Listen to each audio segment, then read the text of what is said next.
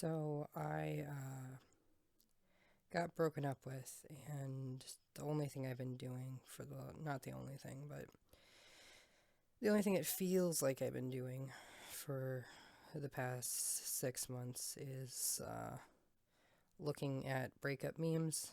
So I am going to be reviewing them. The first one we got here is choose people who respect your boundaries. And, yeah, that hits kind of hard. I picked someone who didn't, so I could prove that I was worth her changing her mind. And, you know, basically, she was a disrespectful, selfish, narcissistic piece of shit. And I was like, I can change you. And that worked out spectacularly. So, 10 out of 10 meme. Wish I had seen you and listened to you earlier. Next time I will choose someone who actually respects me. Next one we got here is forgiveness does not require reconnection. And I love this fucker. This fucker is my best friend. And it is because so many people will tell you, forgive, forgive, forgive, forgive. And when some people say forgive, they mean don't you dare hold me accountable. That's usually the abusers who are asking you to forgive. And some people are genuinely over it and they say forgive because they know it feels pretty good if you can manage it. But it's, telling people to forgive is kind of like telling an anxious person to just stop being anxious. Like, forgiveness is an end goal and a byproduct of healing. It's not a thing you can turn on and off like a light switch. But in either case, you can forgive a fucker and never talk to them again. And 10 out of 10, this meme is fantastic. Forgiveness does not require reconnection. Hello, darkness, my old friend. The next meme we got is be careful. Some people are great at giving you just enough hope to hang on to absolutely nothing.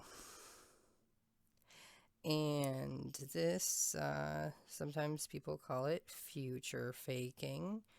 It's an abuse tactic where you'll be like, hi, I would like some accountability for the thing you did that hurt me. And they'll be like, imagine our wedding. And you'll be like, oh, yeah, no, that does sound nice. And it's not real. The thing they're giving you is not real. And they just want to keep using you. So be careful. Some people are great at giving you just enough hope to hang on to absolutely nothing. 10 out of 10. Next up, we got you are free to choose, but you are not free from the consequence of your choice. I mostly picked this one because I want to talk about the word consequence, the concept of consequence, and its difference from punishment. If you spill milk and you don't clean it up and your carpet rots and it smells gross, that's like a consequence of you spilling milk. If you spill milk and then your dad fucking hits you, that's like a punishment. And that's not a natural consequence of anything. That's fucking abuse. So, like, people like me who grew up in households that were so abusive that we only really relate to the childhoods of serial killers, like, wonderfully happy homes, basically. Sometimes the concept of consequence and punishment get confused, and when I was at my most unhealed, I saw people talking about the concept of consequences Like everything felt like it was unfair, even natural consequences of stuff like you don't take care of your car, it dies. Like that felt like I was not able to differentiate the horrific abuse I experienced as a child from the natural consequences of just, you know, various things I do. So, 10 out of 10. You are free to choose, but you are not free from the consequence of your choice.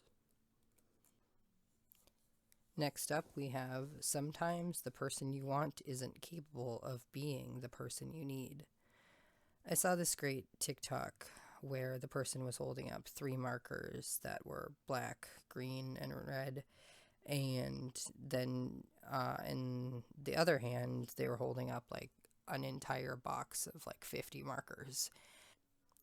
And they said, as if talking from the perspective of the 50 markers person talking to the low capacity of colors person, like I need orange from you. And the three colors the person has, one of them isn't orange. And I feel like that's what it's like trying to be with an emotionally immature, manipulative person, whether that's a parent or a partner, is you're like, I need, let's say my orange is vulnerability. I need vulnerability from you. And all they have is playing the victim, substance abuse, uh, and manipulation. Like, those are their coping mechanisms. And you're like, no, I need orange. I need vulnerability. They just don't have the capacity for that. And they are the only ones who can gain the capacity for that. You can't gain it for them. It's like trying to work out for someone else, trying to eat healthy for someone else.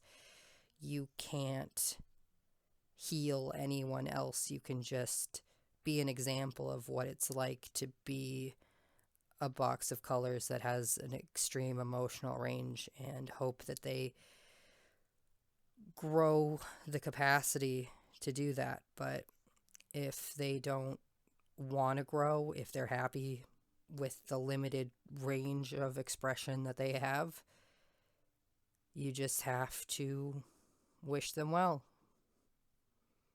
Sometimes the person you want isn't capable of being the person you need.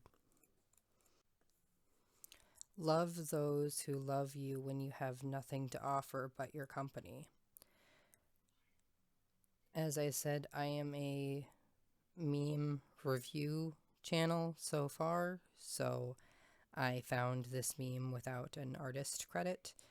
Uh, but I would like to give credit to the artist, and I will in the comments if I find out who drew this. Anyway, I like the cute little illustration, and the saying is good. I heard a saying on TikTok that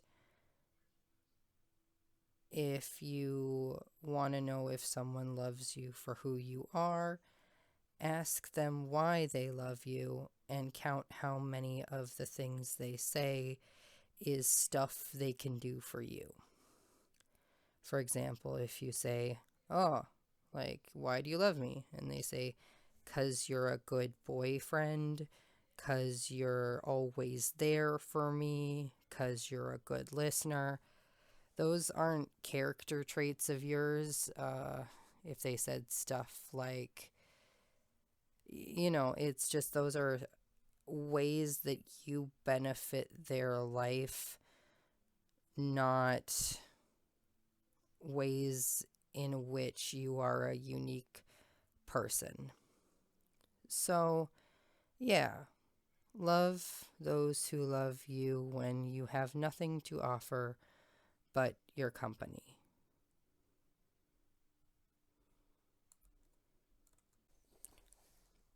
When you find yourself sacrificing your well being on the altar of loyalty, chances are high you are crossing your own boundaries. This one hit so hard because, so I got cheated on. That's how the relationship ended. And I didn't want to even go out on dates for the first, 3 to 6 months because I had such relationship whiplash. I never planned on cheating on her. So when she did it to me, it took me so long to get rid of this weird loyalty I had towards a relationship that she sabotaged. And it is partially because the relationship never really felt over, because that was an intentional part of the abuse cycle, is to not give you closure and just keep you around as a forever option. And for quite a while I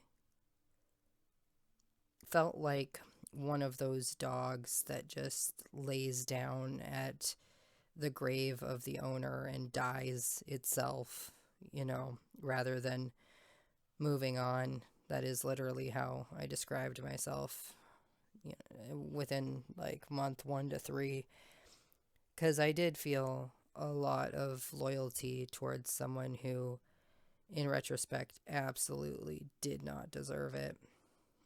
And so, yeah, when you find yourself sacrificing your well being on the altar of loyalty, chances are high that you are crossing your own boundaries.